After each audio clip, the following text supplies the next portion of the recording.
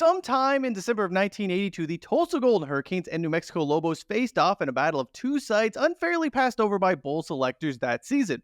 Or did they? Tulsa and New Mexico both finished 10-1 in 1982. That's real. Both sides also happened to beat Air Force during the 82 campaign. That happened. The two sides faced off in the Justice Bowl. Not real. There is, however, a very real radio broadcast of that game. Hi, I'm Bob Carpenter. Welcome to the first annual of the 1982 Justice Bowl here in Fort Worth. Both the Hurricanes and the Lobos won the Justice Bowl. Real. The 48,000 folks in attendance at Amon G. Carter Stadium in Fort Worth, Texas on a December afternoon, certainly not real. Celebrations from the Tulsa coaching staff? Real. Stats from the game? Definitely not real. This is a tale that is one part Orson Welles' War of the Worlds, one part jokes on Sweet D. Some of it was real. Yeah, you banged that guy! But mostly, it's just a whole lot of silliness that makes college football such a revered pastime in America. I am Cheyenne Hollis. This is The Touchback, and today, it's the story of the college football game that didn't exist unless maybe it did? Here we go. Osborne. He's got the snap. He's scrambling, looking into the end zone. Intercepted! Trent Dennis! The game is over! Tulsa has come up with an interception in the end zone. The 1982 college football season is remembered for a number of different things. It was Bear Bryant's last season at Alabama, Joe Pa's first national championship, and, of course, who can forget this? Alabama is out on the field! He's going to go into the end zone! Believe it or not, though, the play wasn't the most absurd thing to happen during the 1982 campaign. That honor belongs to the Justice Bowl, a fictional bowl game played between real schools who had a very real beef at being left out of the postseason in favor of mediocre programs or ones both sides had beaten. Tulsa and New Mexico both finished that year 10-1, and the blemish on each team's record was a fairly respectable one. The Golden Hurricanes fell to a ranked Arkansas side on the road. The Lobos' loss at home was to an up-and-coming BYU team. Both the Cougars and Razorbacks would receive bowl bids come season's end. New Mexico and Tulsa, well, in one sense, each team did play in a bowl game, but in a very much more real sense, they did not feature in the postseason that year. However, to understand this part of the story, we need to go back and look at how each side got to 10-1. Let's start in Albuquerque, shall we? Not much was expected from Joe Morrison's side after two consecutive 4-win campaigns. Behind the scenes, the head coach had put together an offense that was going to be tough to defend. That's because it was led by quarterback Dave Osborne. They ran an option-style offense, but they could complete a forward pass every now and then as well. The Lobos would put up 34 points a game in 82, the third highest in the nation that year, without any true star players. As for the defense, well, it was good enough to make sure the offense scored enough points that would allow the team to win. New Mexico gets off to an extremely hot start in 82, racing off 4 consecutive wins, beating the likes of Wyoming, UNLV, Texas Tech of the Southwestern Conference, and Air Force. That victory over Texas Tech was a real bellwether for New Mexico. The Lobos were 0-9-1 in their last 10 contests against the Red Raiders. New Mexico then loses to BYU in a very odd game. The Lobos actually led 12-7 heading into halftime, and then the wheels just fall off the Lobos bus entirely. The Cougars score 33 straight points. There were just a lot of turnovers and mistakes from the Lobos, and that ultimately doomed them in this game. The team, however, quickly turns things around, reels off 6 straight victories, and finishes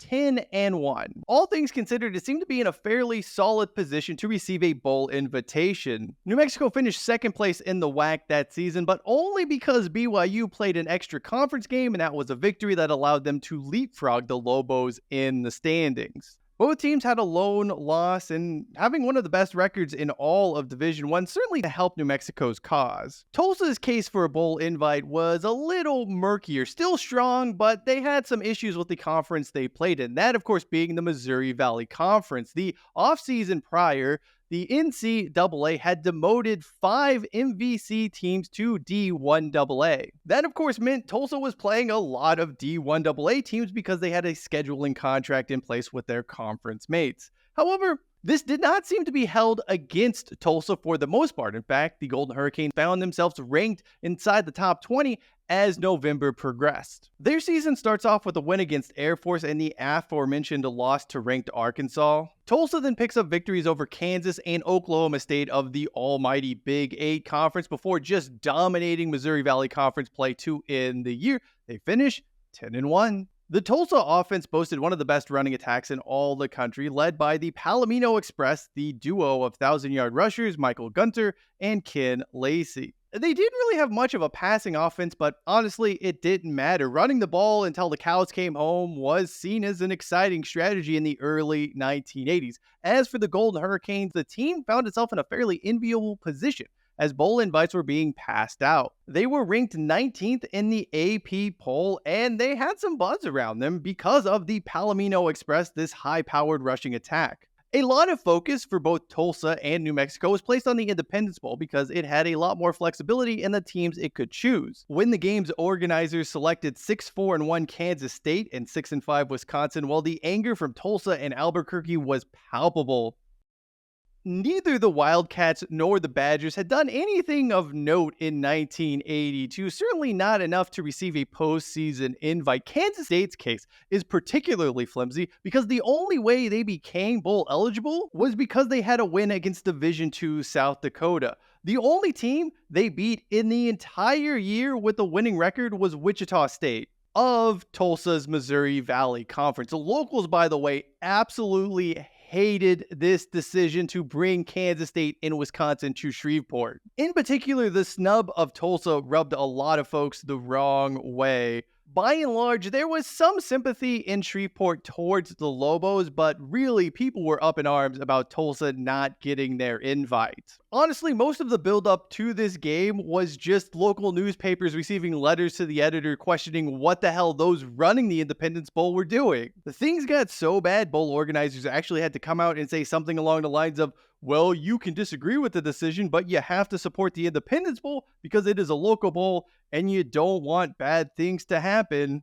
Of course, that is code for if locals didn't turn out, if locals didn't sponsor the event, the bowl game would go away. This, by the way, is absolutely stupid logic. Every time I do a video on bowls, I get a lot of, well, it's all about bringing people to the game. The local community doesn't matter. Picking the best teams doesn't matter. And I strongly disagree with that sentiment. And the proof is right here. The local community is vital, both for ticket sales as well as sponsorship opportunities. They really are the ones embracing all of these out-of-towners. When you pick teams that aren't very good or aren't welcome, it creates I don't want to say a hostile environment, but it creates a situation where there's some resentment from the local community to the fans you're bringing in the town. And clearly the Independence Bowl knew that because they had to plead and beg with the local community to still support the events. There is nothing in this world quite like someone knowing they're about to do something stupid, doing that stupid thing, and then spending a lot of time trying to guilt trip others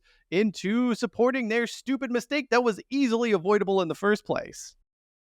While much of the ire of both fan bases is directed towards the Independence Bowl, there is a much more egregious bowl invite that was sent, and it's something that doesn't get talked about nearly enough when discussing Tulsa and New Mexico in 1982. The Hall of Fame Classic taking Air Force was a dumbass decision of epic proportions. For starters, their selection committee had originally given an invite to a 5-5 Stanford side only for them to lose their final game of the season and become ineligible for participating in a bowl game. With Stanford sitting at 5-6 and no longer eligible to be in the postseason, those running the Hall of Fame Classic pivot towards Air Force, who had just upset a ranked Notre Dame team a few days earlier. Bowl organizers cited the fact the Falcons had an exciting offense as one of the reasons for their selection. Apparently, what those running the Hall of Fame Classic did not have was any common sense or access to basic stats, because both Tulsa and New Mexico had higher scoring, more exciting offenses than Air Force, and far more importantly, both Tulsa and New Mexico had already beaten Air Force in 1982. But this actually somehow gets even more embarrassing because after Air Force accepts its invite to the Hall of Fame Classic, they go on to lose to Hawaii that same week. A Hawaii team that New Mexico had destroyed 7 days earlier, by the way.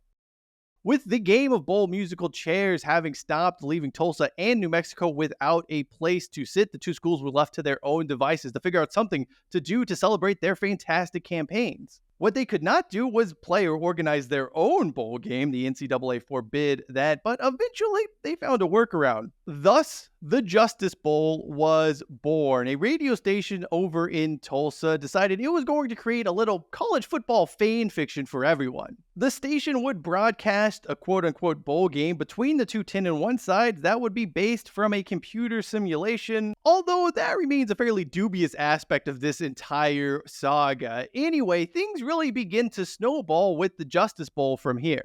Tulsa head coach John Cooper and several folks from the New Mexico side were involved with the organization and production. A lot of people were genuinely excited about a game that was not real. The two schools were also a bit spiteful in their announcement of the Justice Bowl, which would come one day before the Independence Bowl was slated to be played. This definitely saw it steal some thunder away from a game that no one in Shreveport seemed all that interested in. For the record, the matchup between Kansas State and Wisconsin was even worse than anyone could have imagined. It was just a dour, dull game between two not very good sides. This, of course, did lead more credibility to the arguments of Tulsa and New Mexico that they should have been invited to any bowl. Anyway, a full backstory is created with the bowl set to be held in Fort Worth because, well, that city has always felt like it's been overlooked, similar to how Tulsa and New Mexico were overlooked in 1982. It was also a destination that was seen as close enough between Albuquerque and Tulsa, but why that mattered when neither team would be traveling, I don't know. Anyway, a lot of work goes into pre-production so that there are bands and crowd noise throughout the broadcast. Tulsa would provide the play-by-play and color commentary team, while the sideline reporter would come from a New Mexico radio station. Before the Justice Bowl is even played, though, Tulsa wins an even bigger prize that would be retaining the services of their head coach, John Cooper. He spurned offers from both North Carolina State and Kansas in favor of remaining in Oklahoma, and he'd be there for a few more seasons. New Mexico would not be so lucky. Their head man, Morrison, opted to take the job at South Carolina, meaning he would not be part of the festivities that the Justice Bowl would bring. Broadcast dates were set as well. It would be played in New Mexico on December 18th as part of a doubleheader with Lobo basketball that day. Then over in Tulsa, they would hear it a day later on Sunday. With that in mind, all that was left was to broadcast the Justice Bowl. Let's talk about this though, shall we? Because there's one thing about this entire story that I just don't buy, I don't believe. That is the computer simulation aspect of it. So a lot of the promotion for this contest was hyping up the use of computers to determine the outcome. But honestly, the outcome seemed to be heavily scripted. It seemed to be more of a case of someone writing a script for a game than an actual computer simulation. Sure, maybe some of those big, bulky 1980s computers were used, but the result is crafted in such a way that leads you to believe this wasn't determined by computers, at least not entirely. You see, there are two different endings to the Justice Bowl. The game that would be broadcast in New Mexico saw the Lobos win on the final play of the game, a walk-off touchdown pass. Meanwhile, over in Oklahoma, their broadcast saw Tulsa intercept that final pass to seal their own victory. Of course, for that to happen, you're going to need to gerrymander things quite a bit. Like, that isn't a result that normally just spits out. I mean, look, sure, maybe some big-ass 1980s computer spit out that result, and they were like, hey, we can just tweak the ending, but I would be highly skeptical of that happening. Another issue is that no one seemed to inform any of the wire services that there were going to be two different versions of the Justice Bowl that would be broadcast. So a bunch of the papers just run with the story that New Mexico won the game on December 18th. It is found throughout newspapers all over America on Sunday, but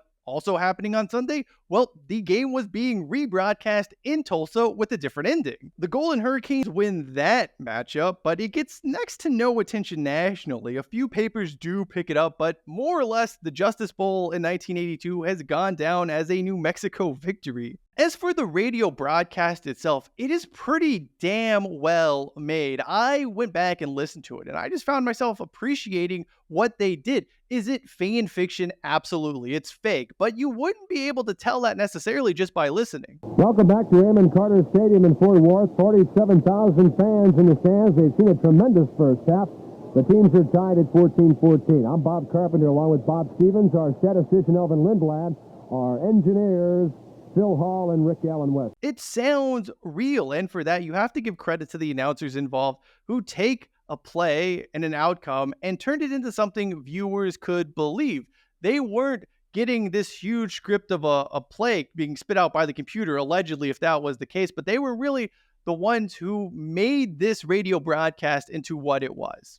They're on the field at the Justice Bowl here in Fort Worth, Texas. The University of Tulsa with a dramatic win over New Mexico. Personally, I just have a great appreciation for the craft that takes, because they really presented something that viewers could believe, even if we all knew it wasn't real. Coaches, on the other hand, would bemoan how some of the play calling was unrealistic. Tulsa threw 5 passes in the first half, and their head coach, John Cooper, actually complained to the newspaper that they would never have such outlandish play calling in real life. Of course, this was not real life, John. Returning to real life, though, only one bowl game in 1982 featured teams with a better combined record, the Sugar Bowl, where 10-1 Penn State took on 11-0 Georgia. For all the talk about how Tulsa and New Mexico didn't have the prestige or the notoriety to sell tickets or bring in a television audience, the nation, America, seemed to disagree with that sentiment. And the fact a fake game broadcast on local radio went on to receive more national headlines